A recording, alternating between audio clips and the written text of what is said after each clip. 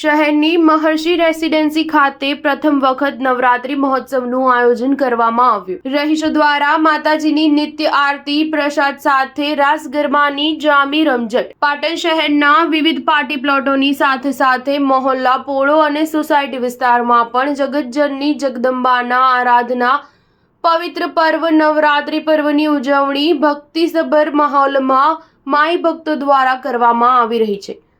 ત્યારે પાટણના ચાણસ્મા રેલવે ફાટક નજીક નિર્મળનગર પાછળ આવેલી મહર્ષિ રેસિડેન્સીના રહીશો દ્વારા સૌપ્રથમવાર નવલી નવરાત્રી મહોત્સવ આયોજન સોસાયટીના કોમન પ્લોટ ખાતે કરવામાં આવ્યું છે।